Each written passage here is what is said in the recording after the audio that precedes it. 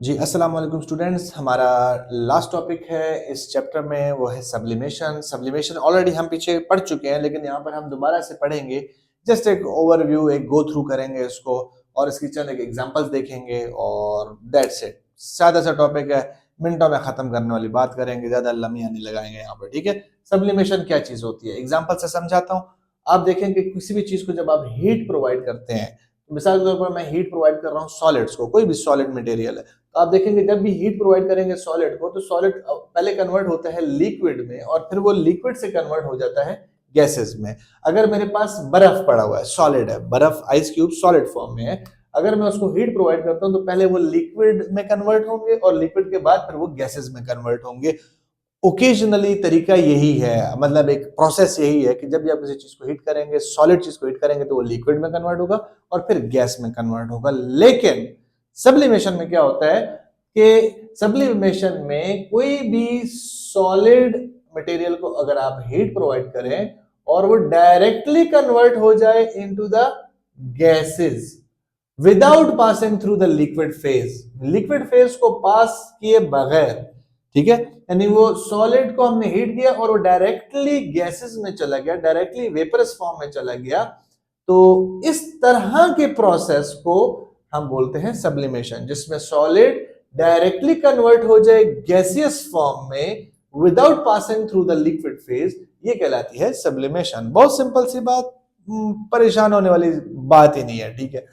अच्छा, अब देखते हैं कि क्या ये वाकई होता भी है, नेचर में एग्जिस्ट भी करता है, क्या हमारे किसी काम भी आता है ये सब्लिमेशन वाला प्रोसेस या नहीं, तो उसको जरा हम चेक करते हैं।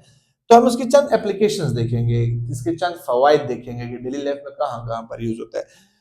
अच्छा जी, पहली एग्जांपल तो उसकी ये है कि आपने अक्सर जो सॉलिड एयर फ्रेशनर्स होते हैं, आप लोगों ने अक्सर घरों में यूज करते हैं, रूम्स में या गाड़ियों में मोस्टली यूज होते हैं सॉलिड एयर फ्रेशनर्स, ठीक है, बड़ी अच्छी फ्रेग्रेंस होती है उसकी। अब वो होता सॉलिड है, आपने रखा हुआ होता है और आहिस्ता आहिस्ता उस सॉलिड के पार्टिकल्स, फ्यूम्स बन के, वेपर्स बन के वो आपकी कार में, आपकी गाड़ी में, आपके कमरे में बहुत अच्छी फ्रेग्रेंस, बहुत अच्छा स्मेल देते हैं, ठीक है। तो सॉलिड एयर फ्रेशनर्स जितने भी हैं जो हम कार्स, होम्स वगैरह वगैरह में यूज करते हैं, तो ये एक एग्जांपल है सब्लिमेशन की। क्यों? क्योंकि उसमें सॉलिड एयर फ्रेग्रेंस होता है और वो उसके वो वेपर्स बन के वो उड़ना शुरू होते हैं और पूरे कमरे को महका देते हैं बड़ी प्यारी स्मेल से। दूसरा है हमारे पास 3D प्रिंटिंग। 3D प्रिंटिंग आप देख रहे हैं कि मोस्टली आजकल शर्ट्स के ऊपर होता है, मग्स के ऊपर होता है और बैनर्स वगैरह के ऊपर होता है। 3D प्रिंटिंग में actually dye sublimation printers use किए जाते हैं, जो कि एक्चुअली सॉलिड को डायरेक्टली वेपरस फॉर्म में कन्वर्ट करते हैं। एक लंबा प्रोसीजर होता है, लेकिन आप सादा ये अल्फाज याद रखें कि 3D प्रिंटिंग जितनी भी है वो सब्लिमेशन प्रोसेस के थ्रू होती है और उसमें जो प्रिंटर्स यूज होते हैं वो डाई सब्लिमेशन प्रिंटर्स यूज होते हैं और ये इकोनॉमिकली, कमर्शियली हर जगह पे यूज हो रहा है, ठीक है। तो जहां पर भी आजकल प्रिंटिंग, क्योंकि कॉस्ट इफेक्टिव है, इसमें मतलब ये कॉस्ट फ्रेंडली है, आपकी जेब पे ज्यादा भारी नहीं पड़ेगा। तो इस वक्त जितने भी प्रिंटिंग वगैरह हो रहे हैं, मोस्टली वो 3D प्रिंटिंग जो हो रही है वो डाई सब्लिमेशन प्रिंटर्स के थ्रू हो रहे हैं, जिसमें सॉलिड पार्टिकल्स को डायरेक्ट वेपरस फॉर्म में कन्वर्ट किया जाता है और फिर छाप दी जाती है उस चीज के ऊपर जिस पे हमने प्रिंट करना है। तीसरा है हमारे पास फ्रीज फ्राइंग फूड आइटम्स। जितने भी फ्रीज ड्राइंग फूड आइटम्स हैं जिसको हमने सब्लिमेशन प्रोसेस के through without passing the gaseous liquid phase, हम फ्रीज ड्राइंग फूड आइटम्स को प्रिजर्व करते हैं। तो होता क्या, ये हम क्यों कर रहे हैं? ये एक्चुअली हम इसलिए करते हैं कि इससे शेल्फ लाइफ बढ़ जाती है फूड्स की। तो आजकल ये इंडस्ट्रीज में मोस्टली वो खुराक जो यहाँ से दूसरे ममालिक, दूसरे कंट्रीज में जानी होती है और अंदेशा होता है कि शायद ये खराब हो जाए या गल सड़ जाए, तो उन आइटम्स को सब्लिमेशन के थ्रू फ्रीज ड्राई कर दिया जाता है। जब उनको फ्रीज ड्राई करते हैं तो उन चीज़ों की शेल्फ लाइफ या उनकी प्रिजर्वेशन बहुत ज़्यादा प्रोलॉन्ग्ड हो जाती है। इसके अलावा हमारे पास एक चौथी एग्जाम्पल है, fourth one is making process of dry ice from carbon dioxide. आपको पता है कि ड्राई आइस के अंदर ये एबिलिटी है कि एक तो वो जल्दी, मतलब वो पानी बनने वाला सीन उसका नहीं होता, वो सॉलिड फॉर्म में ड्राई आइस होती है और उसके बाद वो अचानक हवा में उड़ना शुरू कर देती है। वो लिक्विड फेज वाला काम उसका नहीं है, वो गंद नहीं करती।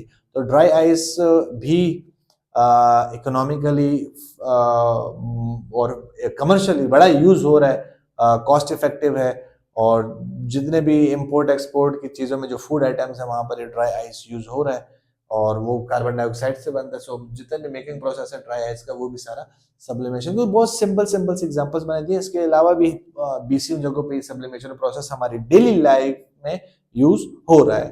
सो I think this is all about the sublimation and this is the end of your chapter.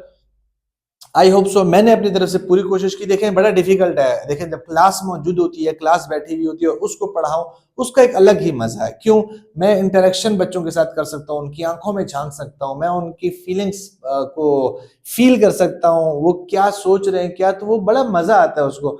उसके साथ उसमें क्लास की फीडबैक होती है आपके साथ, वो आपके साथ ना, वो कहते हैं ना प्यार दो तरफा होता है, तो वो हर एक्शन का एक रिएक्शन आ रहा होता है, बड़ा मजा आता है उसमें। ये मेरे लिए ये वीडियो बनाना बहुत मुश्किल काम है। क्यों मुश्किल काम है? एक बंद कमरे में एक जस्ट एक कैमरा फिक्स करना और उसी कैमरे की तरफ देखना और उससे बात करना, और किसी किस्म की फीलिंग्स नहीं आ रही, किसी किस्म के सेंटिमेंट्स नहीं शेयर हो रहे, कोई आंखों से आंख नहीं मिल रही, कोई नैन मटका नहीं हो रहा कि पता चले भाई ये टॉपिक ये बच्चा या बच्ची ग्रैब कर पा रही है नहीं, कैच कर पा रही है नहीं, समझ पा रही है नहीं। तो वो चीजें नहीं है, बस एक ही फ्लो में फिर वो पढ़ाना पड़ता है। खुद से ही सवाल जनरेट करने पड़ते हैं, खुद से ही टॉपिक बनाने पड़ते हैं, और खुद से ही उसकी वो दाव पेज देखने पड़ते हैं। तो ये जो वीडियो पे कोई टॉपिक पढ़ाना, it's kind of difficult thing for me, I think so, मुझे ऐसा लगता है। हाँ, बच्चे बच्चे बैठे हो, जरा क्लास लश फश भरी हुई हो, तो फिर पढ़ाने का ओहो हो, फिर तो बड़ा मजा ही आ जाता है। ठीक है। तो बात यह है कि मैं जो कुछ कर रहा हूँ आप लोगों के कर रहा हूँ। मैंने कभी आपको ये नहीं बोला कि आप मेरा चैनल सब्सक्राइब करें, इसको लाइक करें, इसको शेयर करें। भाईजान दिल करता है तो सब्सक्राइब कर दो, नहीं दिल करता है तो ना करो। लाइक करना है करो, नहीं करना है ना करो, मुझे इससे फर्क नहीं पड़ता। मुझे आपकी सेटिस्फेक्शन, आपकी खुशी, आपका समझ आना इस टॉपिक को, ये बड़ा मैटर करता है। कल आप अपने ही जो जिस भी कंट्री से आप बिलोंग करते हैं, आप उसको अच्छे तरीके से सर्व कर पाए, एक अच्छा बेटा, एक अच्छा भाई, एक अच्छा बाप बन पाए। So that really means a lot to me. उम्मीद करता हूँ आप कामयाब हों, खुश हों, बाश हों और सेहतमंद हों। Thank you so much guys. Allah Hafiz.